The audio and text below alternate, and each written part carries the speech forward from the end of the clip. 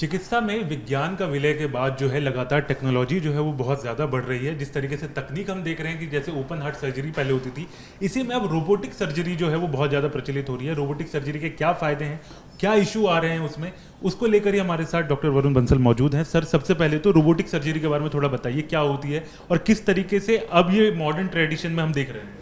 नमस्कार। सबसे पहले मैं आपका धन्यवाद करना चाहूँगा कि आप हम यहाँ पे आके इस बारे में बात कर रहे हैं जिससे कि मरीजों को और लोगों को फ़ायदा हो।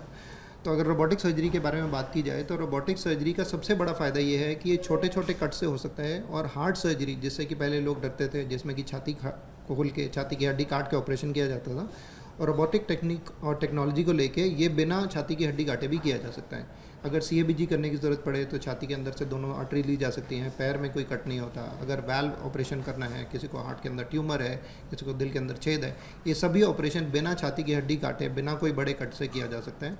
रोबोटिक टेक्नोलॉजी से मैग्नीफिकेशन बढ़ती है, कॉम्प्लिकेशन रेट कम होते हैं, ब्लीडिंग कम होती है और पेशेंट करीब 2 से 3 दिन में ही घर जा सकते हैं। जो यंग लोग हैं जिनको अपने काम पे वापस जाना है, वो हफ्ते भर में अपना काम रिजॉइन कर लें। जो ओल्ड एज लोग हैं जिनमें कॉम्प्लिकेशन का खतरा ज़्यादा है, अगर उनके बॉडी पे कट नहीं लगे, मेजर सर्जरी बिल्कुल छोटे छोटे कट से ही हो जाए, तो उनको कॉम्प्लिकेशंस में भी फ़ायदा मिलता है कि कॉम्प्लिकेशन नहीं होती है। सर, इसी में एक सवाल है कि ओपन हार्ट सर्जरी जो नॉर्मल ट्रेडिशनल अप्रोच से होती है और उसके बाद रोबोटिक सर्जरी का अगर बात करें तो रिकवरी परसेंटेज कितना है और ओपन हार्ट सर्जरी में कितना समय लग जाता है एक पेशेंट को रिकवर होने में और रोबोटिक में कितना लगता है?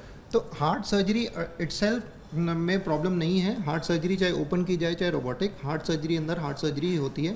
कन्वेंशनल हार्ट सर्जरी जो कि कुछ पेशेंट्स के लिए ज़रूरी है, उनमें अगर छाती की हड्डी काट के जब किया जाता है तो जो मॉर्बिडिटी है, मतलब जो परेशानी है, वो छाती की हड्डी काटने से होता है। हार्ट सर्जरी दोनों के अंदर सेम है।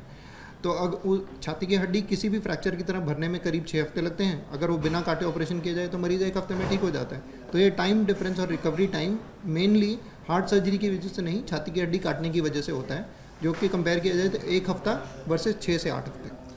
सर, इसके अलावा क्या जो रोबोटिक सर्जरी है, आपने जैसे कि अपने डिस्कशन में भी बताया था कि हर पेशेंट के ऊपर नहीं किया जा सकता, उसके लिए आप चूज़ करते हैं, तो उसके लिए क्या क्राइटेरिया होता है? तो उसके लिए पेशेंट को समझना बहुत ज़रूरी है। पेशेंट की कद काठी कैसी है, वज़न कैसा है, क्या उसको बीमारियां हैं, हार्ट फंक्शन कैसा है, कौन सा ऑपरेशन की ज़रूरत है, कैसे किया जा सकता है, ये सब चीज़ें समझनी ज़रूरी हैं।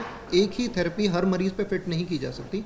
हर मरीज़ के लिए इम्पॉर्टेंट है कि उसकी बीमारी, उसकी उम्र, उसकी कोमॉर्बिडिटीज़ को समझ के उसको ऑपरेशन ऑफर किया जाए कि कौन सा उसके लिए बेस्ट रहेगा। सर, सक्सेस रेशियो अगर हम बात करें तो रोबोटिक में कितना नज़र आता है? सक्सेस रेट अराउंड 98 to 99% है। 1% 2% जो कॉम्प्लिकेशंस या प्रॉब्लम्स हैं वो भगवान के हाथ में है। जो भी सर्जन्स हैं, चाहे वो रोबोटिक करें चाहे ओपन करें, वो अपना बेस्ट ही करते हैं। सर, अगर हम बात करें कि कॉस्ट अगर बात करें तो क्या कॉस्ट का अंतर बहुत ज़्यादा होता है? कॉस्ट का अंतर सिर्फ शुरुआत में है जब ऑपरेशन करते हैं, क्योंकि उसमें रोबोटिक इक्विपमेंट यूज़ होते हैं। पर ओवरऑल अगर 1.5 से 2 महीने पे देखा जाए तो उसमें दवाइयाँ कम लगती हैं, फिजियोथेरेपी सेशंस कम लगते हैं, वापस अपने काम पे जा सकते हैं। तो ओवरऑल 2 महीने के अंत में कॉस्ट में रोबोटिक सर्जरी एक्चुअली बेनिफिशियल साबित होती है। सर, अगर ये बात करें कि पेशेंट्स को कन्विंस करना, एज अ सर्जन आपको पेशेंट आते होंगे तो ये पूछते होंगे, इस बारे में डिस्कशन करते होंगे, कन्विंस करना क्या आसान होता है इसके लिए या मुश्किल हो जाता है? पेशेंट को कन्विंस करने की ज़रूरत नहीं है, ना ही हमें पेशेंट को कन्विंस करना भी चाहिए। हमें लगता है पेशेंट्स को ऑप्शन देनी चाहिए कि ये सब चीज़ें पॉसिबल हैं।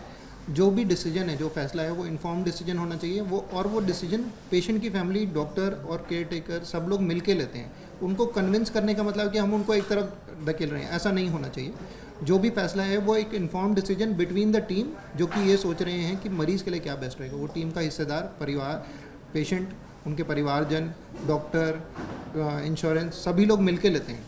सर, आखिरी सवाल, आप रोबोटिक सर्जरी के भविष्य को किस तरीके से देख रहे हैं? क्या आपको लग रहा है कि चाहे हम हर तरह की सर्जरी की बात करें उसमें भी रोबोटिक सर्जरी जो है वो मेन हो जाएगी?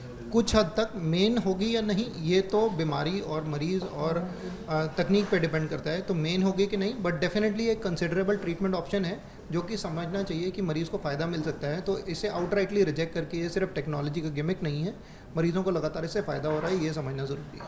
बहुत बहुत शुक्रिया सर बात करने के लिए। तो जैसा कि सर ने बताया किस तरीके से रोबोटिक सर्जरी जो है वो लगातार बढ़ रही है, जिसमें उसमें उन्होंने बताया कि रिकवरी रेट जो है वो बहुत ज़्यादा है, सक्सेस रेशियो जो है वो बहुत ज़्यादा है।